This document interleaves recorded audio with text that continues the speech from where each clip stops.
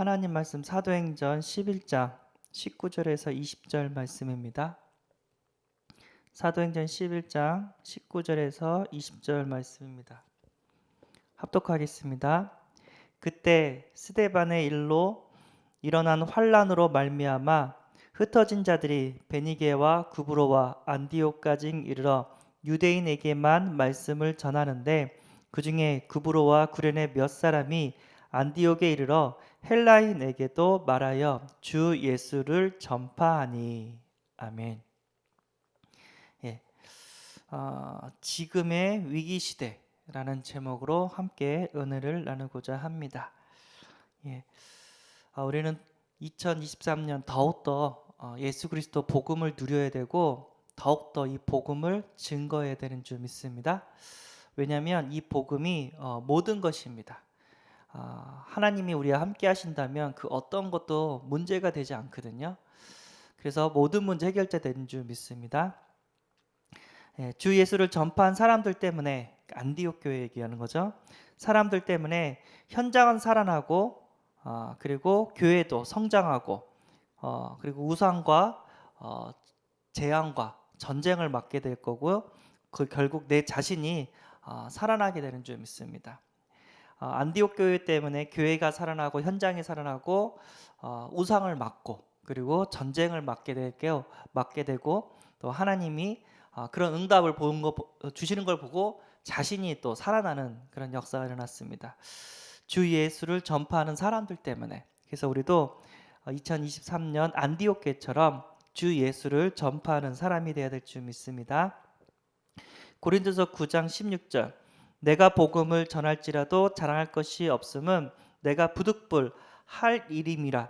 만일 복음을 전하지 아니하면 내게 화가 있을 것이로다.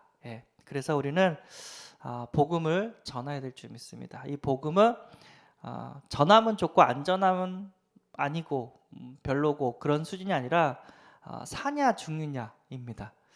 내가 복음 누리고 내가 복음을 전하면 일단 내가 먼저 살아요. 그렇죠? 그리고 나의 관계된 모든 현장과 모든 사람들이 살아나게 되는 줄 믿습니다. 우리의 존재 이유가 복음이고 전도고 그리스도 세계복음화가 되는 줄 믿습니다. 복음이 전부이기 때문에 그 복음을 누리고 전하는 것이 우리의 존재 이유가 되는 줄 믿습니다. 디모데후서 4장 1절에서 2절에 하나님 앞과 살아있는 자와 죽은 자를 심판하실 그리스도 예수 앞에서 그가 나타나실 곳과 그의 나라를 두고 엄히 명하노니 너는 말씀을 전파하라. 때를 얻든지 못 얻든지 항상 힘쓰라. 범사의 오래 참음과 가르침으로 경책하며 경계하며 권하라 라고 얘기를 합니다. 여기서 중요한 게 뭐냐면 때를 얻든지 못 얻든지 말씀을 전파하라고 합니다. 아멘. 지금 또 날씨가 춥죠? 봄이나 가을에는 우리가 또 현장에서 그냥 이렇게 놀이터라든가 아니면은 지나가는 사람들에게 쉽게 복음을 전할 수 있는데 이 겨울이나 한여름에는 조금 힘들어요. 그래서 제가 우리 대학 청년부 데리고 예비대 수련을 갔거든요. 했더니 특강을 하시는 거예요. 뭐 하면서 어떻게 하면 전도를 할 수 있는지 특강을 하는 거예요. 그래서 나름대로 또 노하우가 있나 딱 봤더니 역시 시대는 좀 바뀐 것 같아요. 뭐라고 얘기하시냐면은 내가 알고 있는 그 사람들의 전화번호가 있다. 우리 카카오톡에 많은 사람들이 저장되어 있잖아요. 그래서 항상 우리 강단에서 은혜 받은 거 그거를 짧지만 한두 줄 해가지고 전해줘라 그 얘기를 하는 거예요. 저런 방법도 있구나. 시대가 또 바뀌었으니까 저렇게 전도하는 방법이 있구나. 그래서 찬양도 이렇게 전해주고 링크 걸어서 강단 말씀도 이렇게 정리해줘서 계속해서 매일 아니면 매주 전해줘라. 그래서 전해주면 어떤 일이 벌어지냐면 반응이 온다. 그래서 처음에는 왜 이런 거 보내냐고 싫다고 이거 단체 문자고 내가 너를 위해서 기도하고 있다고 보기 싫으면 그냥 지워도 상관없다고 그렇게 얘기를 하래요. 근데 이렇게 하다 보면은 1년 2년 하다 보면 어느 날 그 사람이 시간표가 온대요. 그때 그 문자를 보고 연락이 오는데 본인이 이렇게 간증을 하는데 나도 예수 믿고 싶다고 어떻게 하면 예수를 믿을 수 있냐고 이렇게 물어봤다고 합니다. 우리가 평상시 기도하는 거 그게 전도고요. 평상시 하나님의 말씀을 계속해서 이렇게 때를 얻든지 못 얻든지 듣기 싫든 듣기 좋든 전해주는 거 이게 전도가 되는 줄 믿습니다. 그러니까 많이 바뀌었죠. 우리는 길거리에서 전도지만 생각하는데 핸드폰에서도 이렇게 복음을 전하는 또 시대가 왔습니다. 그래서 우리는 추운 날에도 우리는 전도할 수 있게 되는 줄 믿습니다.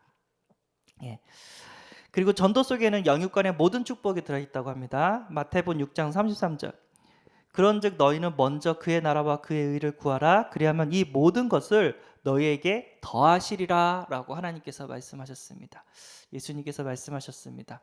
하나님의 나라와 하나님의 의, 그리스도 세계복음화가 되는 줄 믿습니다. 이것을 위하여 내가 공부하고 이것을 위하여 내가 성공한다면 진짜 전도 선교에 내가 방향을 맞춘다면 하나님이 우리의 모든 삶을 축복을 더하실 줄 믿습니다.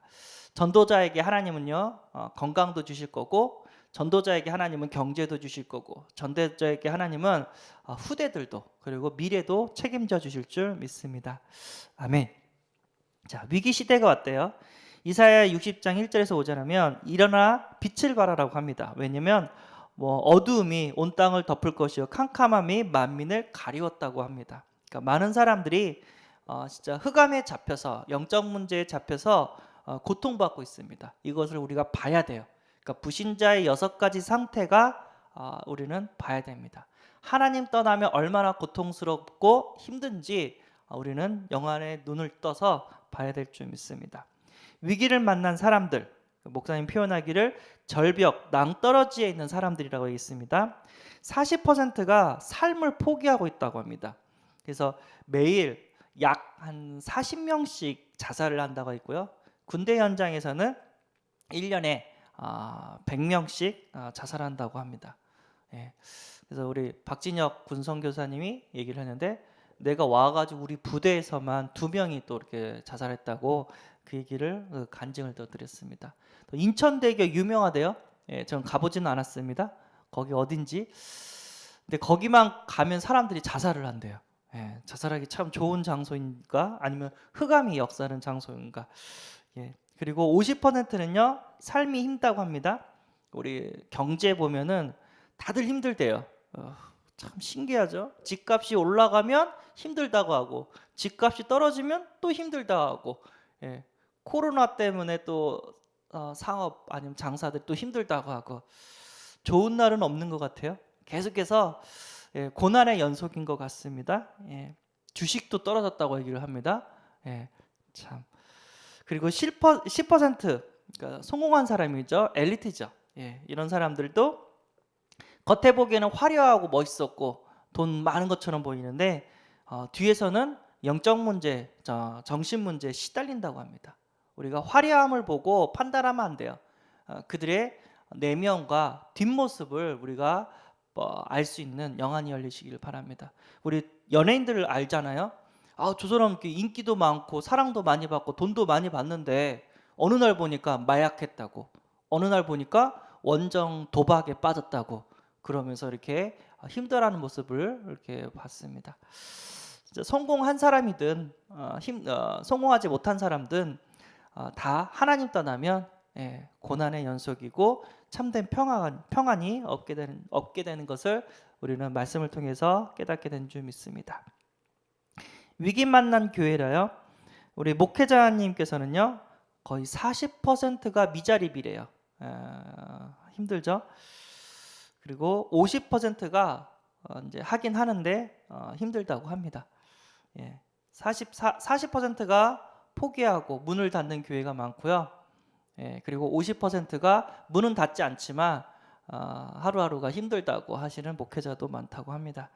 그리고 10% 그러니까 대형 교회겠죠. 10%만 이렇게 유지를 한다고 합니다. 그래서 교회 안에 주일학교가 없대요. 교회 안에 학생들이 없대요. 그래서 태반이 그러니까 노인들이래요. 그러니까 할머니 할아버지들이 신앙으로 이렇게 계속해서 예배를 드리고 있는데 후대들이 교회를 안 온대요. 가슴이 아픈 현실이죠. 그리고 영적 벙어리 우리 성도님께서